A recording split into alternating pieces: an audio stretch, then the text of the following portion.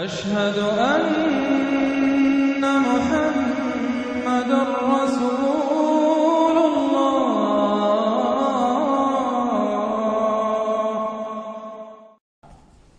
میں ابتدا میں عرض کر چکا ہوں کہ اس کی حیثیت ایک ضمیمہ کی ہے. جوڑا ہے سورہ فتح اور سورہ محمد، اور وہ بالکل اپنے اس کے ترتیب کے اعتبار سے بالکل صحیح جوڑا ہے. یہ در حقیقت سمجھیے کہ سورہ فتح کی چند آیات کی مزید وضاحت ہے. مثلا سورہ فتح میں ہم نے یہ پڑھا تھا بھلے تعذروہ و توقروہ، اللہ کے رسول کی تعظیم، توقیر، ان کی مدد، ان کی نصرت، یہ تمہارے لیے لازم ہے. پھر ہم نے ابھی پڑھا اہل ایمان کے لیے تمہیں رحم دل ہونا چاہیے، اہل ایمان کے لیے تمہارا طرز عمل جو ہے وہ بہت ہمدردانہ، نیک، بھلائی کا، خیر خواہانہ ہونا چاہیے. یہ ساری چیزیں جو ہیں اس میں اب سامنے آ رہی ہیں. اور دوسرے یہ کہ یہ جو اب دین کے غلبے کی جد و جہد ہے، اس کے لیے جہاد کی اہمیت کیا ہے دین کے اندر، اس کی اصل حیثیت کیا ہے، اس کو بھی اس سورہ مبارکہ میں واضح کیا گیا. تو سورہ حجرات کل 18 آیات ہیں، 2 رکوعوں پر مشتمل ہے. لیکن جیسا کہ میں نے عرض کیا تھا، مسلمانوں کی جو اجتماعی زندگی، معاشرتی زندگی ہونی چاہیے، مسلمانوں کا مسلمانوں کے ساتھ کیسا سلوک ہونا چاہیے، مسلمانوں کا کیا رویہ ہونا چاہیے محمد الرسول اللہ صلی اللہ علیہ وسلم کے ساتھ، اور پھر یہ کہ اسلامی ریاست کی بنیاد کیا ہے، دستوری بنیاد کیا ہے، اور اس کی اصل میں اساس جو ہے وہ کس چیز پر قائم ہے، یہ ساری چیزیں اس سورہ مبارکہ میں بیان ہوئی ہیں. بسم اللہ الرحمن الرحیم. یا ایھا الذین آمنوا لا تقدموا بین یدی اللہ ورسولہ واتقوا اللہ ان اللہ سمیع علیم. اہل ایمان مت آگے بڑھو اللہ اور اس کے رسول سے، اور اللہ کا تقوی اختیار کرو، اللہ سب کچھ سننے والا، سب کچھ جاننے والا ہے. یہ پہلی آیت جو ہے یہ گویا کہ ہر اسلامی ریاست کی دفعہ نمبر 1 ہے. یا ہم یہ کہہ سکتے ہیں دفعہ نمبر 1 تو یہ ہو کہ یہاں حاکمیت اللہ کی ہے، لیکن حاکمیت اللہ کی کیسے یہاں پر ہوگی؟ تنفیذ یہ ہے کہ اللہ اور اس کے رسول نے جو حدود قائم کر دی ان سے تجاوز نہیں ہوگا. چنانچہ یہ دفعہ ہمارے ہر دستور میں موجود رہی ہے. No legislation will be done repugnant to the Quran and the Sunnah, یہ موجود ہے. لیکن ایک ہاتھ سے یہ دفعہ یعنی اسلام ڈال کر اور دوسرے ہاتھ سے نکال لیا گیا. ایک آئیڈیولوجیکل کونسل بنا دی گئی ہے، وہ غور کرتی رہے گی، کوئی قانون کوئی خلاف ہے اگر اسلام کے تو وہ رپورٹ پیش کرتی رہے گی، سال بسال رپورٹیں آتی رہیں گی. کوئی لازم نہیں ہے دستور کی روح سے کہ ان کی دی ہوئی رپورٹ پر عمل بھی ہوگا. لہذا وہ الماریوں پر الماریاں بھرتی رہیں. کام ہوا ہے، محنتیں ہوئی ہیں، کوششیں ہوئی ہیں. ان میں ایک بڑی اچھی محنت ہوئی تھی جو اقتصادیات کے بارے میں ہوئی تھی کہ سود کے بغیر کیسی بینکنگ کا نظام قائم کیا جائے، اس میں بڑی محنت ہوئی ہے. لیکن دستور میں کوئی گارنٹی نہیں ہے کہ اس آئیڈیولوجیکل کونسل کی کوئی سفارشات لازماً وہ ان کی تنفیذ بھی ہوگی. تو معلوم ہوا کہ وہ بس ایک ایکسرسائز ان فیوٹیلیٹی ہے اکثر و بیشتر. تو فرمایا پہلی بات تو یہ طے کر لو کہ اللہ کا حکم اور اس کے رسول کا حکم، کتاب اور سنت. No legislation can be done here repugnant to the book of Allah Quran and the Sunnah of the profit صلی اللہ علیہ وسلم. یہ ہے اصل الاصول، یہ ہے دفعہ کہ اس دفعہ سے اب یہ ریاست اسلامی بن گئی. کہ جو بھی لیجسلیٹو باڈی آپ بنائیں، اسے آپ پارلیمنٹ کہیں، اسے مجلس ملی کہیں، اسے آپ کانگریس جو چاہے کہیں، اس کی لیجسلیٹو اتھارٹی جو ہے وہ لمیٹڈ ہے، limited by the injunctions of the Quran and the Sunnah. اس دائرے کے اندر اندر وہ قانون سازی کر سکتے ہیں. اس لیے کہ اس دائرے کے اندر اندر جو کچھ ہے وہ مباح ہے، اور مباح کے اندر آپ اکثریت کے ساتھ فیصلہ کر لیجئے. کسی دعوت میں آپ کر رہے ہیں، مہمان بلا رہے ہیں، اس میں مشروب کون سا سرو کیا جائے، اس میں روح افزا شربت پلایا جائے یا کوئی سیون اپ پلایا جائے یا کیا کیا جائے، اب اس کو اب وہ بھی مباح ہے، وہ بھی مباح ہے. اب کثرت رائے سے فیصلہ کر لیجیے. لیکن کثرت رائے کیا 100% رائے بھی اللہ کے کسی حکم میں ترمیم نہیں کر سکتی. وہ تو دائرہ ہے، اس دائرے کے اندر اندر رہنا ہے، جس کو کہ ایک حدیث سے حضور نے بہت عمدگی سے واضح کیا ہے. آپ نے فرمایا مثل المومن کا مثل الفرس فی عقیتہ، مومن کی مثال ایسی ہے جیسے کہ گھوڑا جو بندھا ہوا ہے کھوٹے کے ساتھ. ظاہر بات ہے مومن میں جو اللہ کو مانتا ہے تو اللہ کے حکم سے بندھ گیا، رسول کو مانتا ہے رسول کے فرمان سے بندھ گیا، قرآن کو مانتا ہے تو قرآن کے احکام سے بندھ گیا. تو ایک آدمی وہ ہے مادر پدر آزاد ہے، نہ اللہ کو جانے نہ رسول کو جانے نہ کسی آسمانی ہدایت کو مانے، وہ جو چاہے قانون بنائے. وہ سوڈمی کو بھی جائز قرار دے دیں، ہومو سیکسولیٹی کو بھی جائز قرار دے دیں، 2 مردوں کی شادی کو جائز قرار دے دیں، لیگل سٹیٹس دے دیں، ان کی مرضی ہے جو چاہے کریں. لیکن مسلمان تو پابند ہوتا ہے. تو پہلی یہ آیت جو ہے انتہائی اہم ہے، اور گویا کہ اس کی ترجمانی ہے جو پاکستان کے دستور میں وہ الفاظ لکھے ہوئے ہیں No legislation can be done here repugnant to the Quran and Sunnah. یا ایھا الذین آمنوا لا تقدموا بین یدی اللہ ورسولہ واتقوا اللہ ان اللہ سمیع علیم. اس کے بعد جو آ رہی ہیں 4 آیتیں، یہ خاص طور پر حضور کے ساتھ کیا طرز عمل ہونا چاہیے. دستوری بنیاد اسلامی ریاست کی یہ آ گئی، اللہ اور اس کے رسول کے احکام کی اطاعت. لیکن ایک ہماری ثقافت، ہماری تہذیب، ہمارے کلچر کی ایک بنیاد ہے، اور وہ بنیاد کیا ہے؟ حضور کی تعظیم، حضور سے محبت، حضور کے نقش قدم کی پیروی، آپ کے سرتابی نہ کرنا، آپ کے آواز کے مقابلے میں اپنی آواز بلند نہ کرنا. اب یہ آ رہا ہے، یہ ہے وہ توقروہ و تعزروہ، یہ گویا کہ اس کی شرح ہے. یا ایھا الذین آمنوا لا ترفعوا اصواتکم فوق صوت النبی، اہل ایمان اپنی آواز کبھی بلند نہ کرنا نبی کی آواز پر. ولا تجہروا لہ بالقول کجہر بعضکم لبعض، اور جس طرح تم آپس میں بلند آواز سے ایک دوسرے سے بات کر لیتے ہو، ایسی حرکت کوئی نبی کے ساتھ نہ کر بیٹھنا. ان تحبط اعمالکم، مبادا تمہارے سارے اعمال حبط ہو جائیں. تم سمجھو گے میں نے کوئی گناہ کبیرہ تو نہیں کیا ہے، میں نے چوری نہیں کی، ڈاکہ نہیں ڈالا، زنا نہیں کیا، کچھ نہیں کیا، لیکن نہیں، گستاخانہ طرز عمل نبی کی شان میں یہ تمہارے سارے کاموں کو حبط کر دے گا، اکارت کر دے گا. وانتم لا تشعرون، تمہیں پتہ بھی نہیں چلے گا. ان الذین یغضون اصواتهم عند رسول اللہ اولئک الذین امتحن اللہ قلوبهم للتقوی. ایک چیز کو ایک منفی انداز میں بھی کہا، اب یہ کہ مثبت انداز میں، شاباش دینے کے انداز میں. بے شک وہ لوگ جو اپنی آوازیں پست رکھتے ہیں رسول اللہ کے سامنے، یہی وہ لوگ ہیں کہ جن کے دلوں کو اللہ نے چن لیا ہے، امتحان کر کے، جانچ پرکھ کر چن لیا ہے، اختیار کر لیا ہے تقوی کے لیے. اب ان کے دلوں میں اللہ تعالیٰ تقوی زیادہ سے زیادہ پیدا کر دے گا. لہم مغفرۃ واجر عظیم، ان کے لیے مغفرت ہے اور بہت بڑا اجر ہے. ان الذین ینادونک من وراء الحجرات اکثرهم لا یعقلون. یہ بھی ایک سوء ادب تھا، اور یہ ویسے بھی عام معاشرت کے اعتبار سے بھی سوء ادب ہے. وہ لوگ آتے تھے بدو باہر سے، اب حضور کا اپنے معمولات تھے، کس وقت آپ کو برآمد ہونا ہے اپنے حجرے سے، اور وہ باہر سے کھڑے ہو گئے، یا محمد اخرج علینا، آئیے ذرا باہر تشریف لائیے. فرمایا ان الذین ینادونک من وراء الحجرات، بے شک وہ لوگ جو آپ کو پکارتے ہیں دیواروں کے پیچھے سے، حجرات کے باہر سے، اکثرهم لا یعقلون، ان میں سے اکثر وہ ہے جو عقل نہیں رکھتے.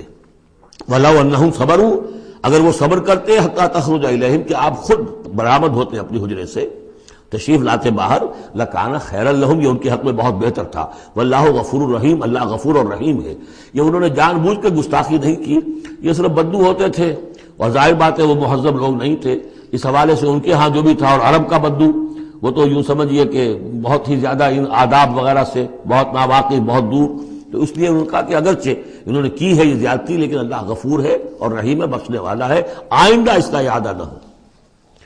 اس کے بعد 8 احکام آ رہے ہیں مسلمان معاشرے کو مضبوط اور مربوط رکھنے کے لیے. اس لیے کہ اقامت دین کی جد و جہد، غلبہ دین کی جد و جہد، اگر یہ جماعت مضبوط نہیں ہے، مستحکم نہیں ہے، مربوط نہیں ہے، تو ظاہر بات ہے جد و جہد کمزور ہوگی. اور اس کے اندر رکھنے کہاں سے پیدا ہو سکتے ہیں؟ 2 بڑے حکم اور 6 چھوٹے حکم. ویسے وہ چھوٹے کس وجہ سے کہہ رہا ہوں وہ بھی میں آپ سے عرض کر دوں گا. اس لیے کہ وہ ایک آیت میں 3 جمع کیے، اور یہاں پہلے جو 2 بڑے حکم آ رہے ہیں ان کے لیے مستقل آیات نازل ہوئی. بڑے احکام میں سے پہلا کیا ہے؟ یا ایھا الذین آمنوا ان جاءکم فاسق بنبأ فتبینوا ان تصیبوا قوما بجہالۃ فتصبحوا علی ما فعلتم نادمین. اہل ایمان، اگر تمہارے پاس کوئی فاسق شخص آئے جو متقی نہیں ہے، وہ آئے کوئی بڑی خبر لے کر، اطلاع لے کر، فتبینوا، تو تحقیق کر لیا کرو، اس کی خبر پر کوئی اقدام نہ کر گزرنا. ہو سکتا ہے وہ غلط بات بتا رہا ہو تمہیں کہ فلاں قبیلہ جو ہے حملے کی تیاری کر رہا ہے، تو تم پہلے اسے پری ایمپٹ کرنے کے لیے فوری طور پہ تم حملہ کر دو. نہیں، فتبینوا، تحقیق کر لیا کرو. ان تصیبوا قوما بجہالۃ، مبادا تم جا پڑو کسی قوم پر نادانی میں، حملہ کر بیٹھو کسی قوم کے اوپر، کسی قبیلے کے اوپر نادانی میں، فتصبحوا علی ما فعلتم نادمین، اور پھر تمہیں ہونا پڑے جو کچھ کہ تم نے کیا ہو اس پر نادم. اس لیے یہ کہ افواہوں پر کوئی اقدام نہ کیا جائے. ہاں خبر لانے والا صدیق اکبر ہو رضی اللہ تعالیٰ، اور بات دوسری ہے.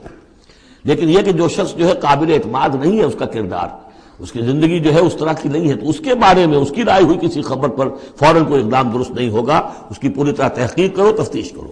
اور ایسا ہی ہوتا ہے اکثر و بیشتر کہ یہ جو افواہوں کے اوپر اقدام کر دیے جاتے ہیں، ان سے بڑے بڑے جھگڑے شروع ہو جاتے ہیں، بڑی بڑی جنگیں شروع ہو جاتی ہیں. وَاعْلَمُوا أَنَّ فِيكُمْ رَسُولَ اللَّهِ، اور دیکھو تمہارے مابین اللہ کے رسول ہیں. یہ اس کی کیا مراد ہے؟ یعنی محمد صلی اللہ علیہ وسلم اللہ کے رسول ہیں، لیکن یہ تم میں سے بعض خواتین کے شوہر بھی ہیں، بعض اشخاص کے داماد بھی ہیں، بعض کے خسر بھی ہیں. یہ رشتے ہیں کہ نہیں؟ بعض کے بھتیجے بھی ہیں. تو اگرچہ ان کے رشتے ہیں، لیکن ازواج کو بھی سمجھنا چاہیے کہ یہ صرف میرے شوہر نہیں، یہ اللہ کے رسول ہیں. بڑا فرق ہوگا اگر صرف شوہر سمجھ کر کوئی معاملہ کیا، اور لیکن یہ کہ یہ حیثیت نگاہ میں نہ رہے کہ اللہ کے رسول ہے. اگر حضرت ابو بکر اور حضرت عمر سمجھے ہمارا داماد ہے، داماد تو بیٹے کے برابر ہوتا ہے نا، نہیں، اللہ کا رسول. ان کی جو حیثیت تمہارے سامنے مقدم رہنی چاہیے وہ یہ کہ اللہ کے رسول ہے. وَاعْلَمُوا أَنَّ فِيكُمْ رَسُولَ اللَّهِ، یہ اللہ کے رسول ہیں اگرچہ محمد ابن عبداللہ، کوئی شک نہیں، لیکن اللہ کے رسول ہیں. لَوْ يُطِيعُكُمْ فِي كَثِيرٍ مِّنَ الْأَمْرِ، اگر وہ تمہارا کہنا مانا کرے اکثر معاملات میں، لَعَنِتُّمْ، تو تم مشکل میں پڑ جاؤ گے. تمہارا رویہ یہ ہونا چاہیے کہ یہ دیکھو وہ کیا چاہتے ہیں، ان کی منشا دیکھو. وَلَٰكِنَّ اللَّهَ حَبَّبَ إِلَيْكُمُ الْإِيمَانَ، لیکن اے محمد کے ساتھیوں، اے صحابہ رسول، اللہ نے تو تمہارے نزدیک ایمان کو بہت محبوب بنا دیا ہے.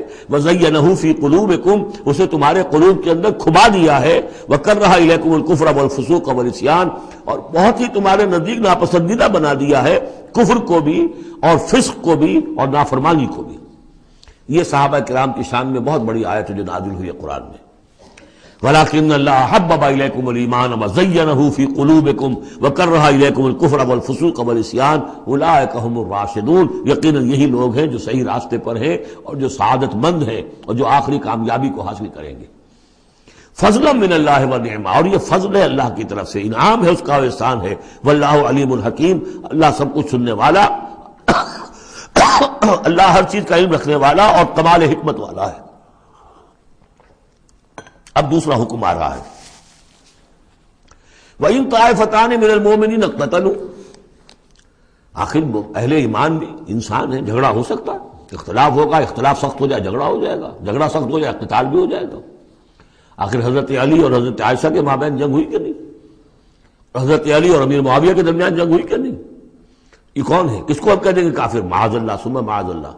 تو فرمایا وَإِن طَائِفَتَانِ مِنَ الْمُؤْمِنِينَ اقْتَتَلُوا، اگر اہل ایمان میں سے دو گروہ لڑ پڑے، فَأَصْلِحُوا بَيْنَهُمَا، تو اب عام معاشرے کو یہ سمجھنا چاہیے، سب لوگوں کو، کہ وہ یہ نہ سمجھے کہ ہم سے کیا ہے، آپس میں نبٹ لیں، نہیں، ان کے درمیان صلح کراؤ، تمہارا فرض ہے، یہ اجتماعی فریضہ ہے، صلح کراؤ. فَأَصْلِحُوا بَيْنَهُمَا، انڈیفرنس ہمیں کیا تعلق؟ غلط.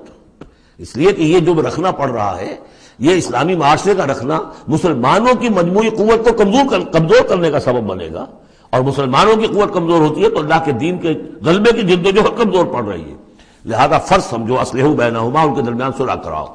فإن بغت احداہما علی الاخری، پھر اگر ان میں سے ایک دوسرے پر زیادتی کرے، صلح کی پابندی نہیں کر رہا، صلح کرا دی گئی پھر بھی وہ زیادتی کر رہا، فقاتلوا التی تبغی، اب جنگ کرو اس سے جو زیادتی کرنے والا ہے.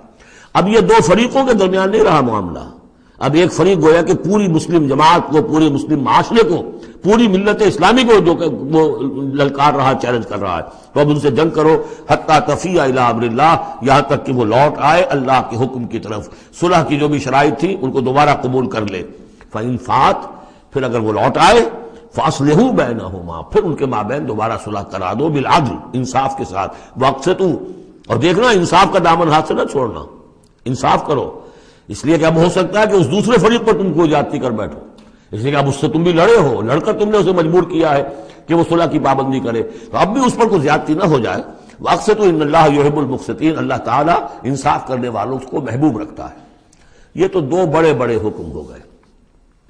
اب ایک آیت میں 3 حکم اور دوسری میں پھر 3 حکم. یہ چھوٹے چھوٹے انفرادی سطح کے اوپر یا برادریوں کی سطح کے اوپر یا جماعتوں کے اندر جس طرح کے بڑے بڑے چیزیں پیدا ہو جاتی ہیں، بعض چیزیں معمولی نظر آتی ہیں لیکن اس سے دلوں کے اندر زخم پڑ جاتے ہیں. یا ایھا الذین انما المؤمنون اخوۃ فاصلحوا بین اخویکم، یہ تو اسی کے ساتھ آ گئی. یقیناً تمام اہل ایمان جو ہے وہ آپس میں بھائی بھائی ہے، بس اپنے دو بھائیوں کے درمیان صلح کرا دیا کرو. واتقوا اللہ، اللہ کا تقوی اختیار کرو. لعلکم ترحمون، تاکہ تم پر رحم کیا جائے. اب وہ آ رہی ہیں 2 آیتیں. یا ایھا الذین آمنوا لا یسخر قوم من قوم عسى ان یکونوا خیرا منہم، ولا نساء من نساء عسى ان یکن خیرا منہن، اہل ایمان تم میں سے کوئی گروہ دوسرے گروہ کا مذاق نہ اڑائے، تمسخر نہ کرے، ہو سکتا ہے کہ وہ ان سے بہتر ہوں۔ جن کا تم مذاق اڑا رہے ہو، کسی ایک برائی کو دیکھا ہے تم نے، کسی ایک عیب کو دیکھا ہے، اس کی ناک چھوٹی ہے، اس کا کان چھوٹا ہے، اس کا فلاں یہ ہے، اس کا یہ ہے، تو تم نے تو کوئی عیب دیکھا ہے ظاہری، ہو سکتا ہے دل میں اس کے تقویٰ تم سے 10 گنا زیادہ ہو، اللہ کی محبت، اللہ کے رسول کی محبت ان سے 1000 گنا زیادہ ہو، تو تمہیں کیا پتا، تم نے تو ایک چیز دیکھی ہے۔ اسی طرح عورتیں دوسری عورتوں کا مذاق نہ اڑائیں، عسیٰ ان یکن خیرا منہن، ہو سکتا ہے کہ وہ جن کا مذاق اڑایا جا رہا ہے وہ اللہ کی نگاہوں میں بہتر ہو ان سے جو مذاق اڑا رہی ہیں۔ ایک حکم تو ہو گیا تمسخر نہ ہو۔ ولا تلمزوا انفسکم، اپنے آپ کو عیب نہ لگاؤ، اپنے آپ کو عیب لگانا یعنی اپنے بھائیوں پر عیب نہ لگاؤ، آخر وہ تمہاری ہی اس ملت کا فرد ہے، امت کا فرد ہے، تو اس کو عیب لگا تو تمہیں عیب لگا، اس لیے فرمایا بہت ہی بلیغ الفاظ ہے، ولا تلمزوا انفسکم ولا تنابزوا بالالقاب، اور لوگوں کے چڑانے والے نام نہ رکھ لیا کرو۔ کسی جماعت کا نام کچھ اور ہے، اس کو چڑانے کے لیے نام کچھ اور رکھ لیا گیا ہے، یا اور کسی فرد کے لیے، کسی گروہ کے لیے، تو یہ جو ہے ایک دوسرے کے اوپر اس طریقے سے ڈال دینا اور نام ان کے اوپر کہ جو ان کو پسندیدہ نہیں ہے، یہ 3 کام ہو گئے ایک آیت میں روکا گیا۔ اس کی وجہ سے اکثر ایسا ہوتا ہے، کبھی ایک دوست آپ ایک خاص قسم کا مذاق اس سے کر رہے ہیں یا کسی لفظ سے اس کو چھیڑتے ہیں، 100 دفعہ وہ سن لیتا ہے، کوئی اثر نہیں ہوتا، کسی وقت کوئی عجیب کیفیت ہوتی ہے اس کی کہ اس کے دل میں جا کر زخم کی طرح لگ جاتا ہے اور پھر وہ دل کا رشتہ ٹوٹ جاتا ہے، اور ایک ایسی جو ہے اس کے اندر گرہ پڑ جاتی ہے، پھر کھولے نہیں کھل سکتی۔ لہذا محتاط رہو۔ بئس الاسم الفسوق بعد الایمان، ایمان کے بعد تو برائی کا نام بھی برا ہے، کیوں ان چیزوں میں جا رہے ہو؟ تمہیں تو ایمان کو سمجھنا چاہیے کہ اللہ نے تمہیں اتنی بڑی فضیلت دی ہے، تو ان گندگیوں کی طرف جو ہے تم متوجہ ہی نہ ہو۔ ومن لم یتوب فاولئک هم الظالمون، اور جو باز نہیں آئیں گے تو وہی ہے کہ جو ظالم ہے اللہ کی نگاہ میں۔ تو ترغیب بھی ہے، تشویق بھی ہے، سمجھانے کا انداز بھی ہے، اور ڈانٹ ڈپٹ بھی ہے۔ باز نہیں آؤ گے تو اللہ کی نگاہ میں پھر تم ظالم ہو۔ اگلی آیت میں پھر 3 چیزیں، وہ پہلی 3 چیزیں رو در رو ہوتی ہیں آمنے سامنے، اور یہ 3 چیزیں وہ ہیں جو غیب میں ہوتی ہیں، پیچھے ہوتی ہیں۔ یا ایھا الذین آمنوا اجتنبوا کثیرا من الظن ان بعض الظن اثم، اہل ایمان زیادہ ظن کرنے سے بچو، خواہ گمان بٹھا لینا کسی کے بارے میں، جب تک کہ کوئی بات ظاہر نہ ہو جائے، کسی کی طرف سے کوئی روش یا رویہ یا کوئی اقدام جو ہے واضح طور پر سامنے نہ آ جائے، اپنے دل میں خواہ کوئی اس کے بارے میں بھی جس کو ہم کہتے ہیں سوء ظن پیدا کر لینا۔ ان بعض الظن اثم، بعض ظن جو ہے وہ تو گناہ کے درجے تک پہنچ جائیں گے، اس لیے کہ تم نے اپنے دل میں بات بٹھا لی ہے حالانکہ اس میں وہ شے ہے ہی نہیں، لہذا یہ تمہاری طرف سے گویا کہ ایک تہمت ہو رہی ہے اس کے اوپر، قلبی طور پر تو تہمت ہو گئی۔ ولا تجسسوا، اور دوسری بات یہ ہے کہ ایک دوسرے کے حالات کی ٹوہ میں نہ رہو۔ بہرحال اسلامی ریاست ہوگی تو جاسوسی کا ایک محکمہ بھی ہوگا، وہ تو اپنی جگہ پر ہے، لیکن افراد کی سطح پر خام خواہ فلاں اس گھر میں کیا ہو رہا ہے، کیوں ہو رہا ہے، یہ دونوں بھائیوں کے معاملات کیا ہیں، کیا وجہ ہے، لڑائی کیوں نہیں ہوتی ان میں، کچھ لوگوں کی ہوتی، تلاش میں رہتے ایسی چیزوں کی۔ ولا تجسسوا، تجسس مت کرو۔ ولا یغتب بعضکم بعضا، اور تم میں سے کوئی دوسرے کی غیبت نہ کرے، کسی کے پیٹھ پیچھے غیر موجودگی میں اس کی کوئی برائی نہ بیان کرے، چاہے وہ برائی بالفعل اس میں ہو۔ حضور سے پوچھا گیا کہ حضور اگر وہ برائی اس میں ہو، آپ نے فرمایا تبھی تو غیبت ہے، اگر برائی ہے نہیں تو تہمت ہو گئی، وہ تو غیبت سے دوہرا جرم ہو گیا۔ لیکن یہی ہے کہ کسی مسلمان بھائی کی غیر موجودگی میں اس کی کوئی برائی بیان نہ کی جائے۔ ایحب احدکم ان یاکل لحم اخیہ میتا، کیا تم میں سے کوئی شخص اسے پسند کرے گا کہ وہ اپنے کسی مردہ بھائی کا گوشت کھائے؟ فکرہتموہ، یہ تو تمہیں بہت برا لگا، بہت گھن آیا، یہ کیا بات کہہ دی اللہ تعالیٰ نے؟ کوئی شخص چاہے گا یہ کہ اپنے مردہ بھائی کا گوشت کھائے؟ لیکن یہ اخلاقی سطح پر یہی کام تم کرتے ہو۔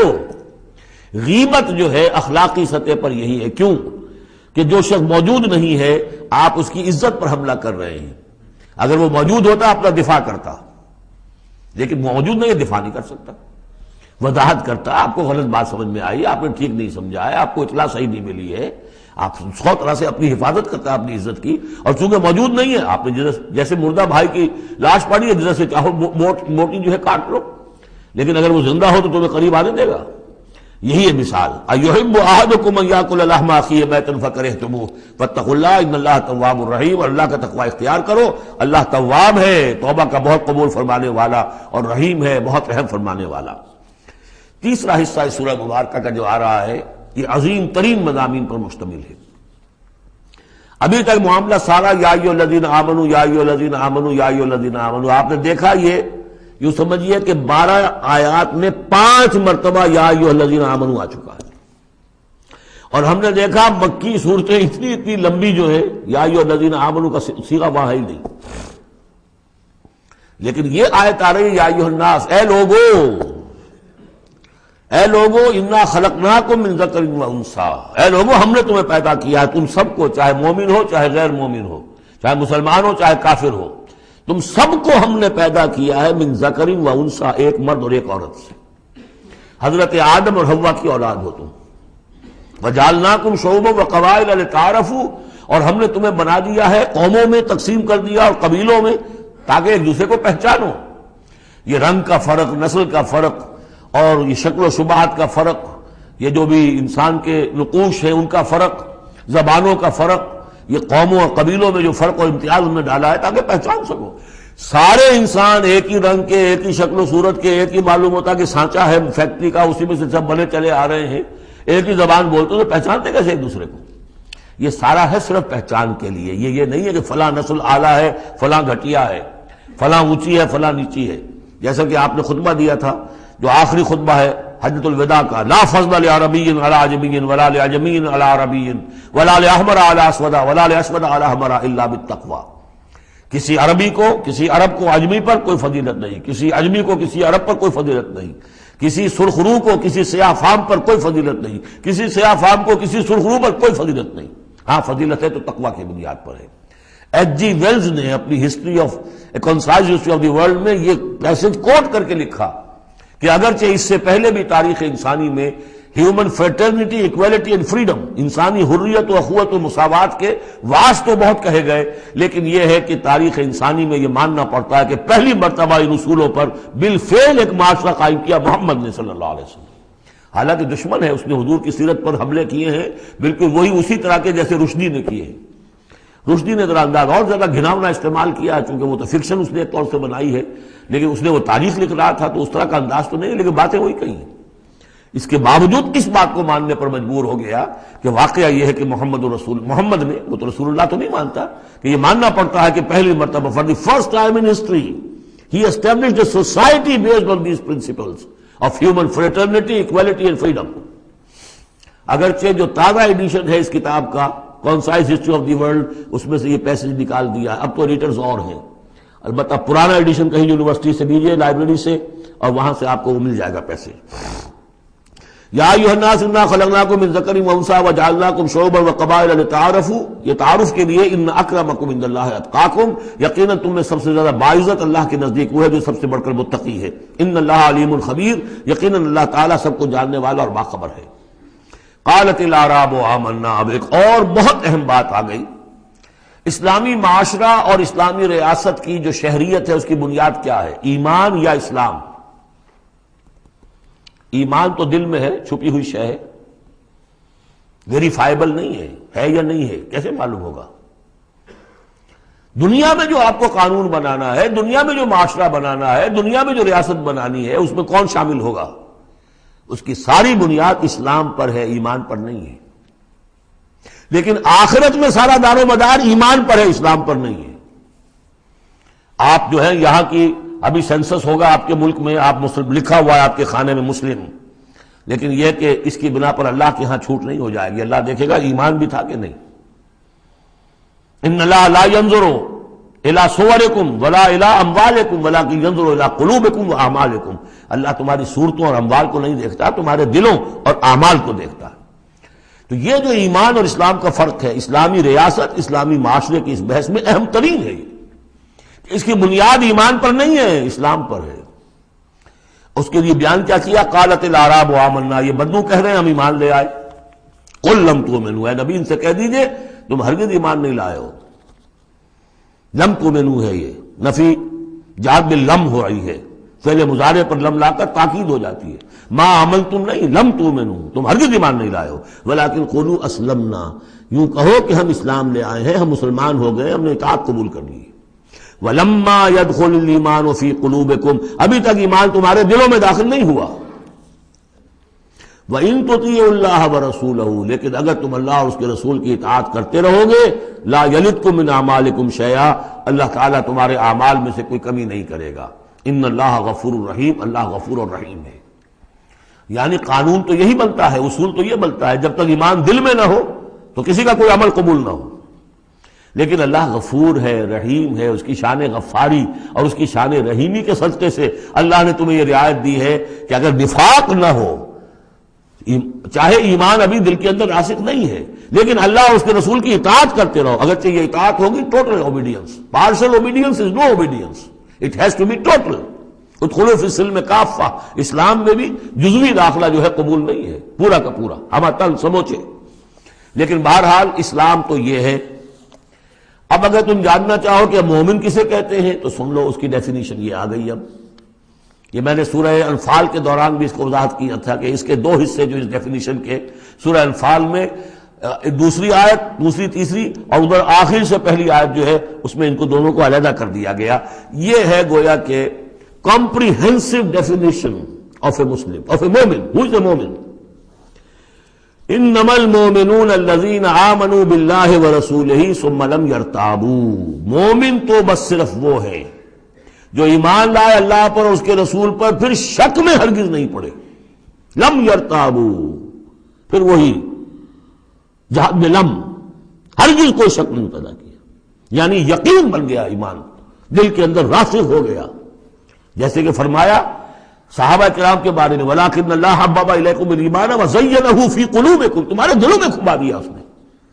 جب تک ایمان دل میں داخل نہیں ہوا، دل میں راسخ نہیں ہوا، صرف زبان پر ہے آمنت باللہ وملائکتہ وکتبہ ورسلہ، یہ اسلام ہے۔ بنی الاسلام علی خمس، اس میں یقین قلبی شامل نہیں ہے۔ شہادت اللہ الہ الا اللہ وان محمد رسول اللہ، زبان سے گواہی کہ اللہ کے سوا کوئی معبود نہیں اور محمد اللہ کے رسول ہے، وإقام الصلاۃ وإیتاء الزکوٰۃ وصوم رمضان وحج البیت۔ اس لیے کہ ایمان ذرا کسی اور شے کا نام ہے۔ وہ ایمان کیا ہے؟ اس کے دو حصے کر دیے۔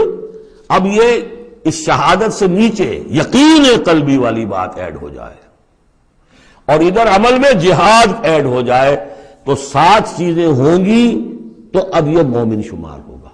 5 چیزیں تو اسلام کو تو ہونی ہے۔ مومن جو ہے وہ مسلم تو ہوگا ہی لا محالہ، لیکن اس سے اوپر کی منزل ہے تو 2 چیزیں اور بڑھ جائیں گی۔ وہ کیا ہے؟ انما المؤمنون الذين آمنوا بالله ورسوله ثم لم يرتابوا وجاهدوا باموالهم وانفسهم في سبيل الله، اور جہاد کریں اپنے مالوں کے ساتھ اور اپنی جانوں کے ساتھ اللہ کی راہ میں۔ اولئک هم الصادقون، یہ لوگ ہیں جو سچے ہیں، دعوی ایمان میں سچے ہیں۔ کہنا آسان ہے آمنت باللہ وملائکتہ وکتبہ، لیکن واقعتاً ایمان ہے یا نہیں اس کا جائزہ لے لو۔ جیسا کہ میں نے عرض کیا، باطل کے نظام کے تحت زندگی گزارتے ہوئے اگر اس کو ذہناً قبول کیا ہوا ہے، اس کی چاکری کر رہے ہیں، اسی کی خدمت کر رہے ہیں اور اپنی توانائیاں صرف کر رہے ہیں اسی نظام کے تحت پھلنے اور پھیلنے اور پھولنے میں، زیادہ کمائیں، زیادہ بڑے گھر میں رہیں، زیادہ شاندار محل ہو، زیادہ ہماری کار لمبی ہو، ہمارا یہ ہو، ہمارا وہ ہو، سارا دن رات اور سارا خون پسینہ اسی کام کے لیے ہوا، وہ مومن نہیں ہو سکتا۔ غلبہ باطل کے تحت انڈر پروٹیسٹ رہنا پڑے گا، ایسے رہنا ہوگا جیسے کہ جیل میں انسان رہتا ہے۔ الدنیا سجن المومن و جنت الکافر، اور یہ کہ اپنی توانائی میں سے منیمم سبسسٹنس لیول پر جو آپ کے وجود کو برقرار رکھنے کے لیے ناگزیر ہو، اس حد تک تو اپنے وقت اور توانائی اور اپنی قوت اور صلاحیت میں لگائیں آپ، اپنے اور اپنے اہل و عیال کی ضروریات پوری کرنے کے لیے۔ باقی سارا وقت، ساری صلاحیت، ساری قوت اللہ کے دین کو غالب کرنے کی جدوجہد، نظام باطل کو جڑ سے اکھیڑ کر پھینک کر اور اللہ کے دین کو قائم کرنے کی جدوجہد۔ اگر یہ نہیں ہے، اگر یہ نہیں تو بابا پھر سب کہانیاں ہیں، پھر یہ اسلام کا دعویٰ ہے۔ اسلام تو ہے، مانے گا تم دنیا میں تم مسلمان عورت سے شادی کر سکتے ہو، مسلمان باپ کی وراثت تمہیں مل جائے گی، قانونی حقوق سارے تمہارے مسلمانوں کے ہوں گے، اسلامی ریاست میں تم مکمل شہری شمار ہو جاؤ گے، لیکن مومن شمار نہیں ہوگے اللہ کے ہاں۔ قالت الاعراب، یہ آیات تو ایسی ہیں کہ یہ یاد کر لیجئے آج کی رات۔ قالت الاعراب آمنا قل لم تؤمنوا ولكن قولوا اسلمنا، معلوم ہوا علیحدہ کر دیا ہے، بالکل واحد مقام ہے یہ قرآن مجید کا جس میں اسلام اور ایمان کو یوں کر دیا علیحدہ۔ کہ ایک گروہ ایسا بھی تھا جس کے بارے میں کہا گیا ایمان تمہارے دلوں میں تاحال داخل نہیں ہوا۔ البتہ اس آیت سے بعض لوگوں کو یہ مغالطہ ہو جاتا ہے کہ یہ منافقین کی بات نہیں ہے، اس لیے کہ منافقین کا تو کوئی عمل قبول نہیں اللہ کے ہاں۔ یہاں کہا جا رہا ہے کہ اگر تم اللہ اور اس کے رسول کی اطاعت کرتے رہو گے اللہ تمہارے اعمال میں کوئی کمی نہیں کرے گا۔ تاریخی پس منظر سمجھ لیجئے، جب اللہ تعالیٰ نے عرب میں حضور کو غلبہ عطا کر دیا،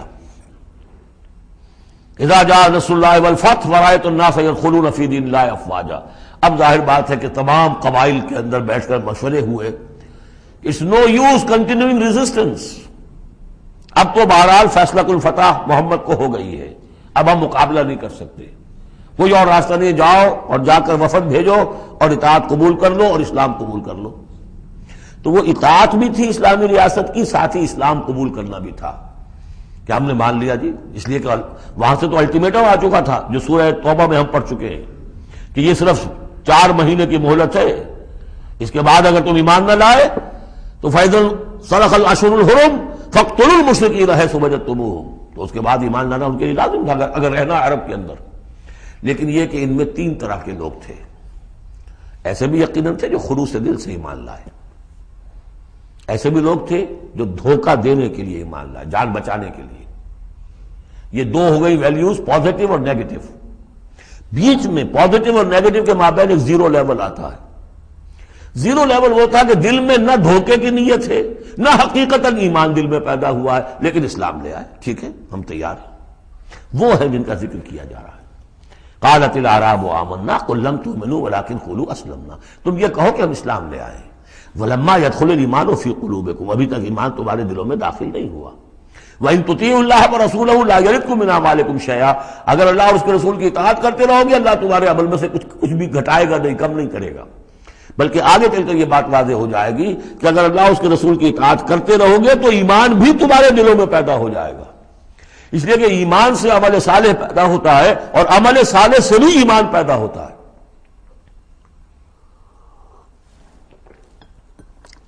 لیکن اگر تم جاننا چاہو اور دل میں یہ امنگ پیدا ہو جائے، اللہ کرے کہ ہم میں سے ہر شخص کے دل میں یہ آج ارادہ اور امنگ پیدا ہو جائے اور یہ وہ آرزو پیدا ہو جائے جس کے اوپر علامہ اقبال نے جو کہا ہے کہ آرزو اول تو پیدا ہو نہیں سکتی کہیں اور، ہو جائے تو مر جاتی ہے یا رہتی ہے خام، یہ آرزو کہ مجھے مومن رہنا ہے، جینا ہے، مرنا ہے، یہ آرزو اول تو پیدا مشکل سے ہوتی ہے اور ہو جائے تو معاشرہ اس کو غذا نہیں دیتا، ہر 4 طرف سے اس کے خلاف آپ پر دباؤ پڑنا شروع، دماغ خراب ہو گیا، پاگل ہو گیا، فینیٹک ہے، یہ اپنا کیریئر چھوڑ رہا ہے، یہ اپنا کاروبار برباد کر رہا ہے، وہ فلاں یہ کر رہا ہے، تو ماحول جو ہے، ماحول میں آکسیجن نہ ہو تو پودا کیسے پروان چڑھے گا؟ تو اس لیے بہت مشکل کام ہے، الا یہ کہ خلوص نیت اور عزم مصمم ہو تو اللہ تعالیٰ کی طرف سے خصوصی توفیق اور تحصیل ہوتی ہے۔ تو آج آپ اس کو سامنے رکھ کر دل میں یہ آرزو لے کر اٹھیے کہ یہ ایمان اس ڈیفینیشن پر ہمیں پورے اترنا ہے۔ وہ ڈیفینیشن کیا ہے؟ انما المؤمنون الذین آمنوا باللہ ورسولہ ثم لم یرتابوا وجاہدوا باموالہم وانفسہم فی سبیل اللہ اولئک ھم الصادقون۔ اس آیت کے شروع اور آخر دونوں میں اسلوب حصر ہے، مومن صرف وہ ہیں جو ایمان لائے اللہ پر اس کے رسول پر، پھر شک میں ہرگز نہیں پڑے، ان کے دل میں اس ایمان نے یقین کی شکل اختیار کر لی اور پھر انہوں نے جہاد کیا اللہ کی راہ میں، کھپائے اس میں اپنے مال بھی اپنی جانیں بھی، یہی لوگ حقیقت میں سچے ہیں اپنے دعوی ایمان میں۔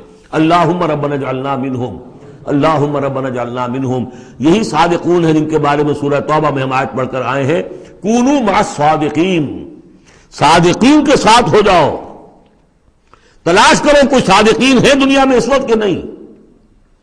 اور حضور نے یہ خبر دی ہے، لا تزال فی امتی طائفۃ قائمین علی الحق، میری امت میں ہمیشہ ایک گروہ ضرور موجود رہے گا جو حق پر قائم ہوگا، تلاش کرو اسے، اور تلاش کر کے کونوا مع الصادقین، ان میں شامل ہو، ان کے ساتھ شامل ہو جاؤ، ان کے دست و بازو بنو۔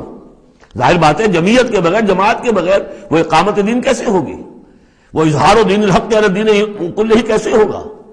محمد رسول اللہ والذین معہ حزب اللہ بن گئے تھے تبھی تو دین قائم ہوا نا۔ اب وہ ساری کیفیات جو سورہ حجرات میں آئیں، قل اتعلمون اللہ بدینکم، اب یہ نوٹ کر لیجئے جن لوگوں کے دلوں میں وہ ایمان نہیں تھا وہ اسلام لانے پر حضور پر اپنے احسان جتایا کہ حضور دیکھیے ہم تو لڑے بھڑے بغیر اسلام لے آئے تو ہمارا تو حق زیادہ ہونا چاہیے۔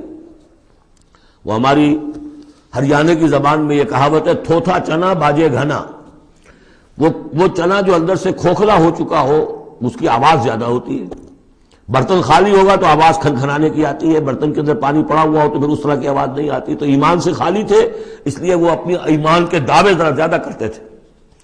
قل اتعلمون اللہ بدینکم، تم اپنے دین کا جو اس طرح سے بڑھ چڑھ کر باتیں کرتے ہو تو اللہ کو بتانا چاہتے ہو، جتلانا چاہتے ہو اپنا دین.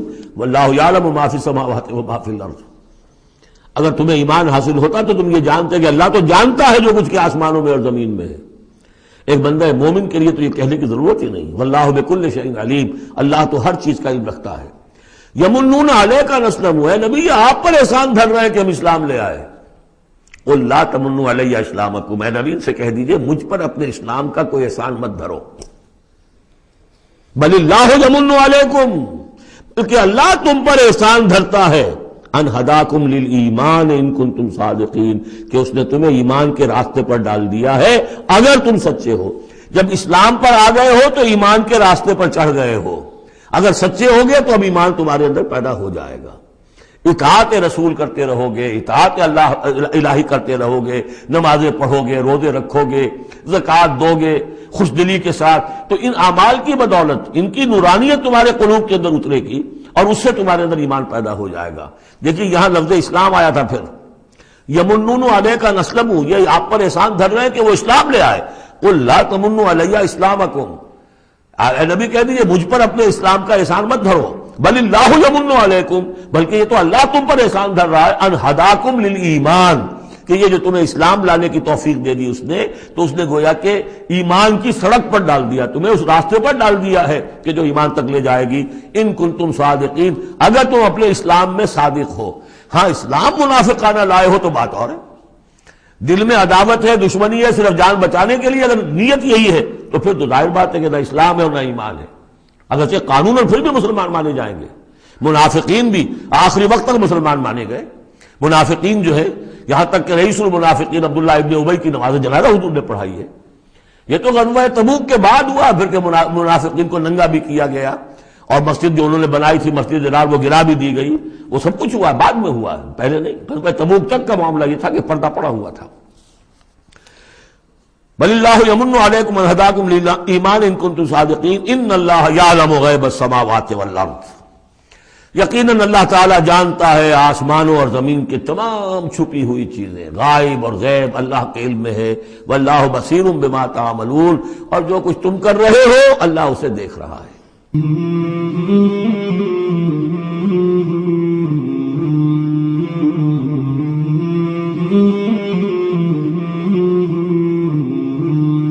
مولاي صل وسلم دائما أبدا على حبيبك خير الخلق كلهم. مولاي صل